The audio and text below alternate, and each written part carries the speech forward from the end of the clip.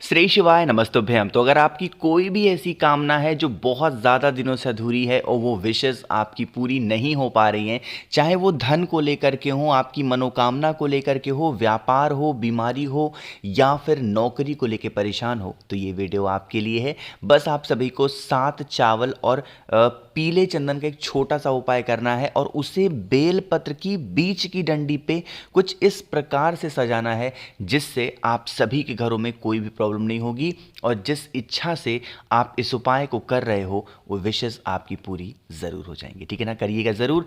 बातें करते हैं कैसे करना है इस उपाय को। तो यहाँ पे स्क्रीन पे आप सभी को दिख रहा होगा क्या, चावल के दाने।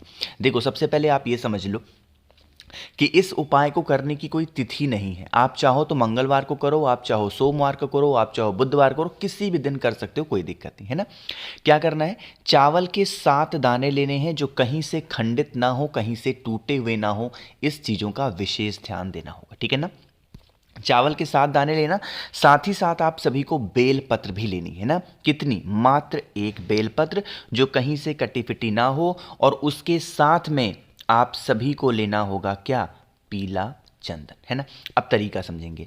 जो पीला चंदन आपके पास में है उस पीले चंदन को बेल पत्र की बीच वाली पत्ती पे कुछ इस प्रकार से आपको लगाना होगा। मेरी बात समझिएगा, जैसे मैं लगा रहा हूं ना, आप भी कुछ इस प्रकार से बेल पत्र की बीच वाली डंडी पे ऐसे आप पीले चंदन को लगा देना।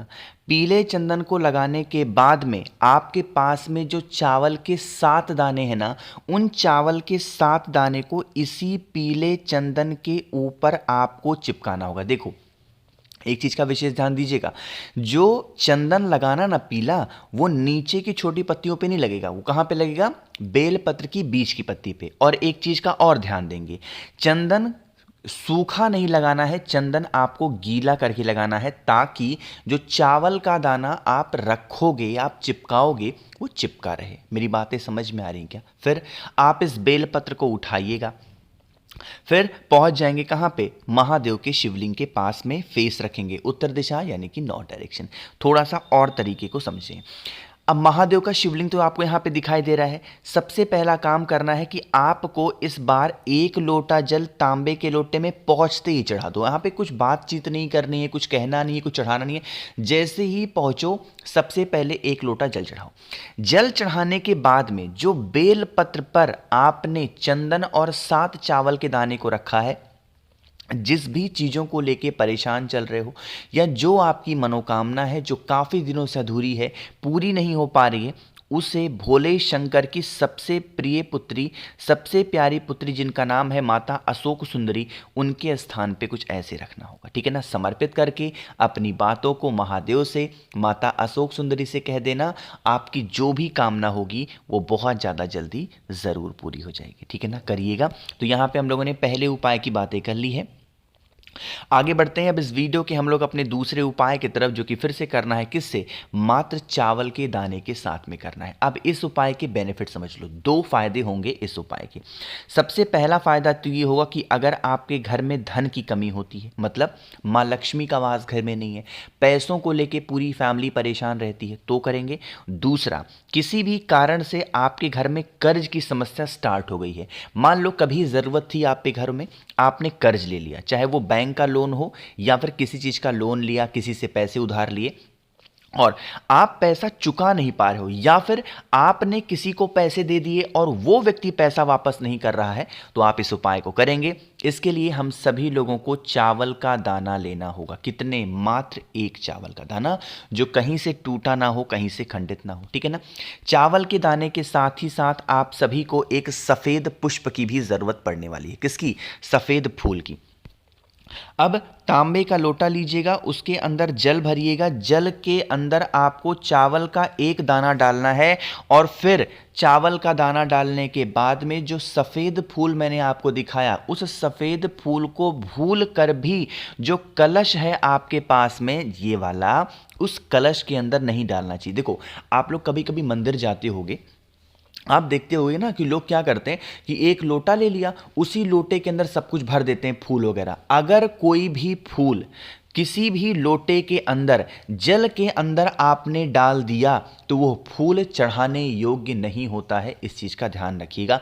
फिर वो पुष्प महादेव स्वीकार नहीं करते हैं। अगर आपने पूज्य गुरु जी की कथा सुनी होगी, कई बार गुरु जी ने इस बारे में हमेशा बता रखा है कि फूल को कभी भी कलश के अंदर डाल करके और जल समर्पित नहीं करना चाहिए। ठीक है ना। तरीका क्या है, इस कलश के अंदर आपने जल डाला, इस कलश के अंदर आपने चावल का एक दाना डाला। अब जो आपके पास में सफेद पुष्प है, उस सफेद पुष्प को भोले शंकर के शिवलिंग के ऊपर समर्पित करके और जो एक लोटा जल है उसे मात्र चढ़ा देने से आपके घर में कभी भी धन की कमी नहीं होगी। ध्यान रखिएगा, जब आप चावल के दाने वाला जल सफेद पुष्प के ऊपर समर्पित कर रहे हों, महादेव का कुंदुक रूप ध्यान रखेंगे, यानी कि कुंदकेश्वर महादेव के नाम से आप सभी को उस जल को चढ़ाना होगा। ठीक है ना। करिएगा जरूर, बहुत ही स्पेशल सा और बहुत ही प्यारा सा उपाय। दो उपाय तो आपको समझ में आ गए होंगे। आगे बढ़ते हैं अब इस वीडियो के हम लोग अपने तीसरे उपाय की तरफ, और यह उपाय किसके लिए होगा। जैसे ही आपने शहद देखा होगा, आपके माइंड में एक ही चीज होगी, भैया यह उपाय पक्का किसके लिए है, क्रोध के लिए। आज के टाइम पे पता क्या हो गया है, एक चीज लोगों के अंदर घुस चुकी है और वो होती है एटीट्यूड। मतलब एटीट्यूड का मतलब क्या, कि एक तरीके का घमंड, अहम किसी चीज को लेकर के कि नहीं मुझे नहीं झुकना है। मैं आपको बार बार बता रहा हूं, अगर आपके घर में लड़ाई होती है, मान लो कि कोई इंसान ए है, कोई इंसान बी है, इन दोनों के बीच में बहुत टकरार होती है, बहुत लड़ाई होती है, तो जब ए गुस्सा करता हो तो बी को शांत होना चाहिए, जब बी गुस्सा करता हो तो ए को शांत होना चाहिए, तब जाकर के रिश्तों की पहिया यानी गाड़ी आगे चल पाती है। अगर ए भी एटीट्यूड में रहेगा, बी भी, तो रिश्ता बहुत दिनों तक नहीं चलता। और यही कारण होते हैं आज के टाइम पे मैक्सिमम घरों में कि कोई ए व्यक्ति गुस्से में किसी को कोई कुछ कह देता है तो अगला आदमी उस पर अपनी प्रतिक्रिया तुरंत देता है, जिसकी वजह से लड़ाई झगड़े का माहौल घर में होता है। मेरी बातों को समझिएगा, करिएगा, है ना। चलो अब हम लोग बात करते हैं कैसे करना है इस उपाय को। इसके लिए आपको पहले तो शहद लेना है, लेकिन एक छोटा सा काम इससे पहले और करना है, और वो है जल्दी से वीडियो को लाइक कर दीजिए। और जिसने अभी तक चैनल को सब्सक्राइब नहीं किया और मेरी आवाज आप बस सुनते जा रहे हो और पहली बार सुन रहे हो, जल्दी से करेंगे चैनल को सब्सक्राइब। ठीक, देखो शहद की मात्रा बहुत ज़्यादा नहीं लेनी है, थोड़ा सा शहद लीजिएगा। शहद के बाद में जो दूसरे नंबर की चीज़ लेनी है, जो सबसे ज़्यादा ज़रूरी है, वो है काला तिल। अब यहाँ पे एक छोटा सा दिक्कत है, वो दिक्कत ये है कि काला तिल हमें गिन करके लेना है। कितने, किसी भी एक व्यक्ति के लिए जब आप इस उपाय को कर रहे हो, जो व्यक्ति क्रोध कर रहा है उसके उम्र के बराबर का काला तिल लेना है। मेरी बात समझ में आ रही क्या सबको। मान लेते हैं कोई इंसान गुस्सा करता है, उसकी उम्र मात्र 20 वर्ष है तो 20 काले तिल। किसी व्यक्ति की उम्र 53 वर्ष है तो काले तिल 53। मेरी बातें समझे। चलो अब इन सभी चीजों को लेके पहुंच जाओ महादेव के शिवलिंग के पास में। सबसे पहला काम करना है, जो शहद आपके पास में है उस शहद का लेपन महादेव के शिवलिंग के ऊपर पहले कर देना। किसका लेपन, शहद का लेपन। शहद का लेपन करने के बाद में जो काला तिल है, उस काले तिल को भी इसी शहद के ऊपर उम्र के बराबर जो आपने लिया है उसको समर्पित करके और उस व्यक्ति का नाम और गोत्र बोल के, एंड देन लास्ट में आप सभी लोग एक लोटा जल अगर समर्पित कर देते हैं। किसी देखो कोई तिथि नहीं निर्धारित है, जब भी आपको टाइम मिलता है, जब भी आपको मौका मिलता है, आप इस उपाय को अपने घर पे कर सकते हो, मंदिर में कर सकते हो, जहां पे भी आपकी इच्छा हो करिएगा। कभी घर में क्लेश लड़ाई नहीं हो सकती। ठीक है ना, करिएगा जरूर। हम लोगों ने यहाँ पे बात कर ली है अपने 3 उपाय की। आगे बढ़ते हैं इस वीडियो के सबसे आखिरी बहुत ही ज़्यादा छोटे से उपाय की, और यह उपाय स्पेशली होगी आपकी इच्छा की पूर्ति के लिए कि बहुत दिनों से परेशान हो गए हो, आप इस उपाय को करेंगे। इसके लिए यहाँ पे स्क्रीन पे आप सभी को कुछ दिख रहा होगा, ये क्या है, ये है अनाज। मैं जानबूझ करके इतने सारी इमेजेस एक साथ में इंक्लूड करके लगाता हूं ताकि आप कंफ्यूज ना हो कि भैया ने ये वाला दिखाया था तो मैं यही नहीं। आप कोई भी अनाज का दाना ले सकते हो, चना ले सकते हो, मक्का ले सकते हो, मूंग ले सकते हो, जो भी आपको मिल जाए लेना। ठीक, अब इसके बाद में आपको एक शमी का पत्ता चाहिए। अगर शमी का पत्ता आपको नहीं मिलता है तो इसके स्थान पर बेलपत्र ले सकते हो ना। क्या ले सकते हो? बेलपत्र। यहां पे चावल का दाना नहीं, अनाज लेंगे और बेलपत्र लेंगे या शमी का पत्ता लेंगे।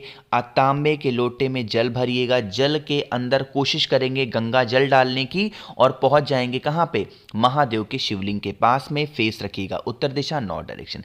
जो भी आपने चीजों को लिया हो, चाहे बेलपत्र लिया हो या शमी का पत्ता लिया हो, उसे माता अशोक सुंदरी के स्थान पे समर्पित करके जो आपके पास में क्या है, अनाज के दाने हैं, उसे इस बेल पत्र के ऊपर अपनी मनोकामना कह के अगर आप एक लोटा जल समर्पित करते हैं तो आपकी सारी मनोकामना पूरी जरूर हो जाएगी। ठीक है ना। मैंने कोशिश की आप सभी को हर एक चीज़ों को अच्छा समझाने की। तो वीडियो अगर आपको पसंद आती हो तो लाइक करिएगा। कुछ पूछना है, नहीं समझ में आया, नीचे कमेंट सेक्शन में पूछें। और मेरे जितने भी भाई बहन आवाज़ आज मेरी पहली बार सुन रहे हैं, चैनल को ज़रूर सब्सक्राइब करेंगे। श्री शिवाय, नमस्तुभ्यम।